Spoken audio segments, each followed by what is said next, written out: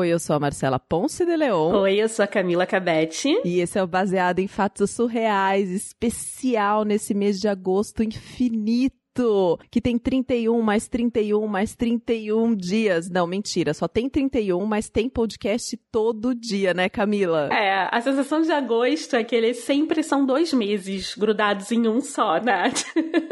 É. Exatamente. Como 2020 não tá pra brincadeira, a gente falou assim, bom, então vamos dar uma surra de casos nesse ano pra poder ver se dá uma alegrada, né? Já que 2020, agosto, e é isso que estamos fazendo. Então, se você chegou por aqui agora, volta algumas casinhas, pega seu radinho, sintoniza lá no primeiro episódio especial do dia 1º de agosto, do Agosto Surreal, o caso do Saquinho, e vem com a gente nessa viagem de casos das nossas heroínas. Mas para você mergulhar nessa viagem sabendo o que está acontecendo, você precisa também entender como é que funciona o Baseado em Fatos Reais, não é mesmo, Camila? Exatamente. Conta pra gente como funciona o Baseado em Fatos Reais. Então, uma heroína, uma mulher maravilhosa, manda uma história surreal e a gente conta em primeira pessoa. No caso, a Sheili e a Marcela, né? Eu sou aqui convidada. Essa história você manda pra gente pelo e-mail bfsurreais@gmail.com e pode ser qualquer tipo de história surreal. Pode ser uma história triste, uma história alegre, uma história de viagem, de trabalho. Não importa sobre o que é a história, o assunto é a vida e o detalhe, o surreal. Vamos pro caso do dia? Baseado em fatos surreais. Histórias de mulheres como nós, compartilhadas com empatia, intimidade e leveza. onde o assunto é a vida E o detalhe surreal. Então, gente, essa história de quando eu tinha 16 anos. 16 anos não era fácil pra mim. Vou te falar. A gente costuma falar, você é adolescente ainda, você não tem nenhuma obrigação, nem nada. Mas não. Vida tá fácil. Molezinha. Lembro disso. É, a gente ouvia isso. Só que não, né, gente? 16 anos, a gente não sabe o que vai acontecer da vida. A gente tá estudando igual um louco. E no meu caso específico, eu estudava em 2 lugares. 2? Muita doideira, né? Como é que minha mãe permitiu uma coisa dessas? Nossa senhora. Pois é, de manhã eu fazia o ensino médio regular e à noite eu fazia o técnico. Ah, tá, porque tem essa opção, né, de fazer curso técnico junto com o ensino médio. Entendi. Pois é, você pode se matricular em 2 ensinos médios, né? Nossa, que puxado, amiga. Pois é, eu tive a incrível ideia de fazer as 2 coisas, meus pais super me apoiaram, mas ok, valeu a pena porque nesse ensino técnico eu tinha um namorado, então eu ia com ele à noite e meus pais pegavam a gente bem tarde, né, mais de 10h30 da noite, então pra você ter uma ideia, eu dormia 5 horas por noite no máximo. Nossa. E aí nessa época, quer dizer, desde que eu comecei a menstruar, eu sofria durante meu período menstrual, durante os dias que eu tava menstruando. Aquela cólica terrível. Você teve esse problema, amiga? Porque eu, quando comecei a menstruar, eu tinha umas dores de ficar deitada na cama, em posição fetal, sabe? Vou te falar que eu não tive tanta cólica, assim, quando eu era adolescente, não. Cólica nunca foi uma questão pra mim. Só depois, anos depois, quando eu fui colocar o DIU, que os 2 primeiros meses foram difíceis, mas antes eu nunca tive problema. Mas eu conheço muita gente, muitas mulheres queridas, assim. Nossa, que cólica é uma questão de parar a vida mesmo. É, eu era dessas. Parava a vida. E com 16 anos ainda estava parando a vida. Eu menstruei com, sei lá, acho que 11 anos. E eu tinha dores homéricas, assim, de parar a vida. E comecei a ir no médico. E um dos médicos mandou eu fazer um exame. Por quê? Eu tenho casos de endometriose na família. Tanto do lado da minha mãe... quanto do lado do meu pai. Então, é uma questão a endometriose, né? Conheço várias mulheres hoje adultas que lidam com isso, não é fácil. E aí o médico suspeitou disso, mandou eu fazer um exame. E endometriose é um negócio que dá mesmo cólica super dolorida, né? Se não me engano, a endometriose são os restinhos da menstruação que vão se acumulando acumulando ali, que não sai tudo, né? Os restinhos da ovulação que não sai tudo durante a menstruação, aí vai acumulando, e aí causa essa questão no útero, né? E dá uma dor horrível mesmo, né? Horrível. E dá um processo inflamatório que pode, inclusive, ir para outros órgãos, como intestino e por aí vai. É uma coisa... É seríssima. Uma coisa seríssima que os médicos até hoje não entendem muito, porque tudo que se refere à saúde da mulher fica pra, né, sempre em segundo plano. Mas, enfim, o médico mandou eu fazer esse exame, eu tinha que fazer um exame de sangue, porque eu era virgem. 16 aninhos. Sim, 16 anos, né? Óbvio. E aí, eu não podia fazer a ultrassonografia transvaginal, então... Porque é aquela ultrassonografia que eles têm que colocar a câmera dentro de você, né? Eles protegem, colocam camisinha, você assina um termo, eles pedem licença na hora que vão fazer, mas tem que colocar a câmera dentro de você. Então é super invasivo. É claro, quando você é virgem, não pode fazer isso mesmo. E aí, esse exame eu tinha que fazer em jejum de muitas horas, menstruada. Ai, odeio. E com cólica. Pois é. São os piores exames, né? Aquele que você tem que sair de casa pra fazer o primeiro xixi no laboratório, de bexiga cheia, depois de 12 horas sem ir ao banheiro. Tipo, desse nível, né? Eu sei, é horrível. Horrível. E aí calhou de ser um dia de semana, de manhã, que eu tinha que ir. E meu pai levou a gente até o trem. Eu tive que pegar um trem, depois subir uma rua, sabe, íngreme pra chegar no laboratório. E assim, mais de 1 hora de trem. Nossa. E aí lá fui eu, em jejum, com a minha mãe, morrendo de cólica, com aquele mal-estar horrível. E pegamos, obviamente, num dia de semana de manhã, a hora do rush. Era segunda? Provavelmente, eu não lembro, mas provavelmente era segunda. Tá com cara de ser segunda, só segunda pra ser bem dita, assim. Essa é uma história de segunda, né, gente? E aí eu fui, entrei no trem com a minha mãe, e tava lotado, obviamente. Fiquei em pé. Ai... De com cólica, primeiro dia da menstruação e de jejum. Isso aí. Eu acho que toda mulher que tá me escutando entende perfeitamente o que eu tô falando. Eu entrei no trem, lotado, e fiquei segurando naqueles canos da porta, sabe? Porque eu sou baixinha. Ah, sim. Sabe como é que chama esses canos? Como? Balaústre. Balaústre. Bonito nome. Eu aprendi dia desses. Você ficou segurando o balaústre... Fiquei segurando o balaústre do trem. Eu e minha mãe, não tinha lugar pra sentar, e eu lá com aquela cara de morta-viva, me concentrando pra chegar no bendito laboratório. Ok. Quando começou a viagem, na primeira estação, entra uma pessoa, um homem, com uma roupa meio diferente. Mas tudo bem. Quando fechou a porta da estação... Ele começou o quê? A pregar. Menina. Ele começou a pregar a palavra da religião dele, que ele criou. Era dele ainda? Era dele ainda. Ele era o criador da religião.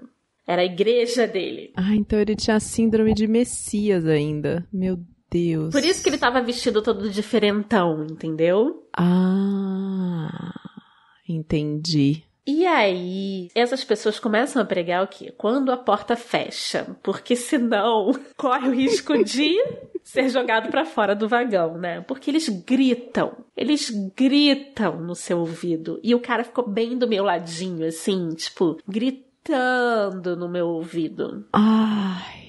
E faltava muito pra próxima estação, porque entre uma estação e outra era mais de 15 minutos, sabe? Nossa!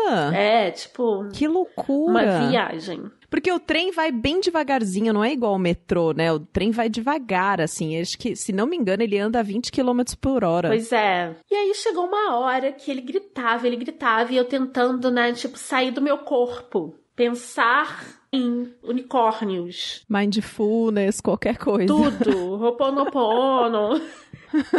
Mentira, com 16 anos eu só queria morrer. Faço ideia. E aí minha mãe olha pra mim e pergunta, tá tudo bem? Eu olho pra ela e falo, sim. E desmaio. Tá tudo bem, mãe. É, exatamente. Desmaiei, não lembro de nada. Trem lotado. Eu só sei que eu acordei, tinham dado lugar pra minha mãe. Eu tava em cima da minha mãe, tava me segurando, tentando me fazer acordar. E ela disse depois que ela perguntou se tava tudo bem, porque eu tava pálida, com os lábios roxos já, sabe? Tipo, eu acordei com quem? Com a cara daquele homem perto de mim, tentando fazer eu acordar. Ai, que filme de terror. E aí, eu só lembro de ter olhado pra ele com ódio. Sabe quando você pode furar a pessoa com seu olhar de tanto ódio que você tem? Sei. E eu olhei pra ele com ódio e falei, por favor, para de gritar na minha cabeça, eu não aguento mais. Mas eu falei com ódio. E foi engraçado, porque o trem todo parou e ficou olhando pra mim. Foi engraçado porque eu era uma menina pequenininha, de 16 anos, sabe aquela imagem vulnerável, angelical? E eu gritava. Você tinha acabado de desmaiar também, né? Tinha acabado de desmaiar. No meio de uma pregação, gritei com voz de demônio pra aquele cara. Eu literalmente gritei mais do que ele estava gritando. Meu Deus. O que as pessoas podem pensar? Exorcismo. Desmaiou por quê? O cara tava pregando, ela passou mal, demônio no corpo. As pessoas se assustaram, foi bem engraçado. E aí ele ficou chocado e minha mãe começou a explicar para as pessoas no trem que eu estava numa situação complicada, indo fazer um exame complicado e que tava tudo bem, não sei o quê. Bom, acabou que eu não fiz o exame depois de tudo isso. Mas por quê? Porque eu tinha desmaiado. Minha mãe chegou falando que eu tinha desmaiado. E eu não podia fazer o exame naquele dia porque eu tinha desmaiado. E eu tive que marcar no meu outro ciclo, em outro dia, pra poder fazer o exame. No final, eu fiz o exame. Eu não tenho endometriose. Na época, eu só comecei a tomar pílula anticoncepcional pra regular o meu ciclo. E hoje eu nem tomo mais e tá tudo bem. Mas, gente, até hoje eu falo que eu fui exorcizada no vagão.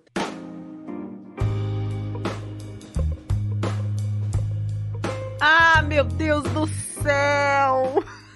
Quem nunca quis dar um berro no vagão com vendedores, pregadores, pedinte, toda sorte de pessoas que entram no vagão, gente, e começam a falar. Eles não só falam com todo mundo, eles gritam. Eles falam muito alto. Tipo, pois é. Quem vive em cidade grande, que tem trem e passa por isso, e é muito louco, né? Porque eles vêm nos piores horários, né? Quando o vagão tá cheio, eu não consigo entender como eles conseguem passar entre uma pessoa e outra oferecendo os produtos.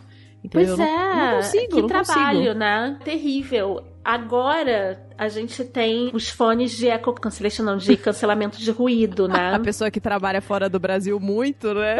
Já fala em inglês, eco cancellation. Ai, eu odeio fazer isso, mas eu sempre tô fazendo isso. Não tem problema. It's okay, darling. Thank you. So, let's continue. Mas não tinha, né, o cancelamento de ruído, então, cara, é insuportável. Eu acho que é uma falta de respeito, na verdade. Eu não acho, eu tenho certeza. Porque o seu direito acaba quando começa o do outro, né? Você tem um espaço vital pra ocupar no mundo. E esse espaço vital é o som também que vai chegar na cabeça da outra pessoa, né? Então, eu acho que quando você pensa no outro, você evita esse tipo de incômodo. É isso que eu acho complicado das cidades grandes, assim, porque as pessoas estão muito preocupadas com elas mesmas.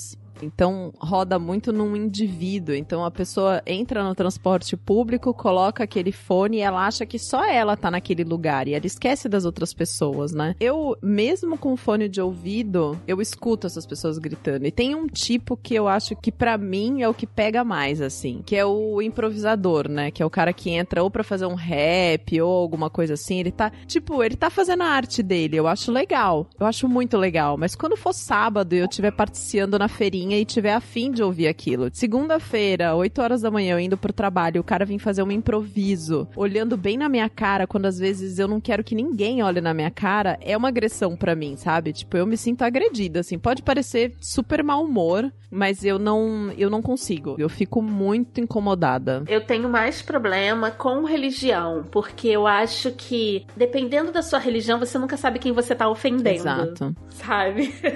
Então, religião é uma coisa muito pessoal e inquestionável. indiscutível. Então, eu acho que quando você impõe a sua religião para os outros, é uma falta de consideração, sabe? Eu fico muito, muito, muito, muito incomodada. Até porque é uma questão de não ofender o outro mesmo, sabe? Porque se eu tenho uma religião afro-brasileira, chego lá com vários atabaques e começo a cantar um ponto, sabe? De uma entidade, várias pessoas vão ficar super ofendidas. Você já viu alguém fazer isso? Ninguém faz isso, sabe? Exato. Então por que eu posso gritar a plenos pulmões o que tá escrito na Bíblia? Qualquer trecho da Bíblia. Sabe? Então, a gente tem que pensar muito bem antes da gente gritar a plenos pulmões as nossas opiniões, a nossa religião, pra pensar em quem a gente pode estar ofendendo naquele momento, né? Pra mim o que incomoda é o volume da voz, independente do que a pessoa tá falando. Inclusive quando a pessoa entra e fica escutando coisa sem fone de ouvido, ou entra em ligação de vídeo também sem fone de ouvido e fica conversando, como se ela estivesse na sala da casa dela, assim. E o que eu acho complicado, eu acho que o que me irrita mais nessa situação é porque você não tem opção. Muitas vezes não dá pra você descer daquele transporte público e pegar outro, porque não é assim, a gente tem horário, todos estão lotados, se tem um sem noção naquele vagão, no outro vai ter outro também, tipo, sempre tem um sem noção, sabe? Pois é. Então essa sensação de que você tá encurralado, assim, você não tem opção, você tem que lidar com aquela situação que tá te agredindo de uma determinada forma. Heroína, muito obrigada por você ter contado essa história. Nossa, ela caiu tão bem, a gente tá gravando isso na segunda-feira, e assim, eu e Camila não dormimos direito essa noite, então a gente acordou tipo segundona, ainda bem que estamos trabalhando de casa, né, Camila? Ai, gente, eu agradeço todos os dias que eu não preciso pegar mais trem, metrô. Já peguei muito, viu? Lotadaço aqui no Rio de Janeiro. Nossa, eu também. Ai, gente. Olha, você que tá aí do outro lado do radinho, escutando a gente num transporte público agora, toda a nossa força pra você, toda a nossa compaixão e nosso amor pra você que tá aí do outro lado do radinho. Você que tem uma história pra contar surreal, pode ser de qualquer tipo, pode ser uma história alegrinha, pode ser um desabafo como foi esse, manda pra gente. E lembre-se, agosto tem episódio todos os dias. Só que pra gente chegar aqui todos os dias pra você, nessa série especial, a gente precisa que você ajude o Baseado em Fatos Reais como? Divulgando o nosso trabalho. Se você ouviu esse episódio e lembrou de alguém, manda pra alguém, não é, Camila? É isso mesmo. Melhor jeito de ajudar um podcaster é divulgando o conteúdo dele. Se você gosta muito do Baseado em Fatos Reais, você vai lá no iTunes e dá 5 estrelinhas e põe seu comentário lá. Sim! Ou no Castbox, porque o Castbox também tem essa opção de você fazer comentários e a gente lê todos os comentários que vocês fazem. Sim, sim, sim. E se você quer contribuir financeiramente para esse projeto, existe um caminho. Você pode ir lá na nossa página bfsurreais.com.br/contribua. Você tem algumas opções ali para fazer com que esse programa chegue toda semana no radinho. E hoje eu quero fazer um agradecimento especial aos nossos apoiadores, essas pessoas incríveis que contribuem financeiramente para o Baseado em Fatos Reais, porque agora em agosto, depois de 4 anos, a gente finalmente bateu a nossa primeira meta de R$500 por mês. Então, Domênica, coloca uma salva de palmas aí no fundo, que essas pessoas são incríveis. Amanda Dirksen, Amanda Franco, Amanda Magalhães, Ana Clara Sochak, Ana Terra, Arthur Peixe, Bárbara Murakawa, Bruno Kimura, Desenvolvimento Artístico, Fernanda Galdino, Gabriel Marreiros e Gabriela Coelho, Hugo Ballarini, Juliana Marques, Kaique Novaes, Letícia Santos, Luísa Ashi, Marta Batilli, Max Nunes, Melissa Costa, Michele Menegari, Pablo Vasques, Pietro Moreira, Raiane Menezes, Regina Guimarães, Rodolfo Souza, Rosiana Roecker e Samara Cris Marques. Um beijo muito grande, obrigada por vocês contribuírem pro Baseado em Fatos Reais. Camila Cabete, maravilhosa, do podcast Disfarces. Desqualificadas. Agora você se qualificou pra falar de disfarces. Eu tenho um passado desqualificado. Eu tô achando que você é tão de casa que, assim, as pessoas já sabem quem é você, né? Onde a gente encontra a Camila? Como a gente ouve essa vozinha maravilhosa? Como a gente sabe mais de você? Então, eu tenho as redes sociais públicas abertas. Eu tô como Camila Cabete. Oi. Pois é, eu sou uma pessoa pública, olha só. O critério pra saber se você é uma pessoa pública é se seu Instagram tá como figura pública. Conta comercial, figura pública. Ah, não. Imagina. Então você não é uma figura pública. Eu sou criadora de conteúdo digital ainda. Eu tô como Camila Cabete em todas as redes. Se escreve C-A-B-E-T-E. Como se fala? Cabete, Camila Cabete no Twitter e no Instagram. E também nos principais provedores de podcast, a gente tá como Disfarces Podcast. Nas redes sociais somos Disfarces Pod, com P-O-D de dado, D mudo no final. Esse podcast aí é do quê? Então, a gente fala sobre diversos assuntos, tentando tirar as várias camadas, ou vendo os vários ângulos. A ideia é propor diálogo sobre um determinado assunto. E é uma delícia, tenho vários colaboradores, inclusive Domênica, querida, é uma das editoras. Tô super feliz e aprendendo muito. Afinal, é pra isso que a gente faz podcast, né? Pra aprender. Sim, sucesso pro Disfarces e até o próximo caso surreal. Esse podcast foi editado por Domênica Mendes.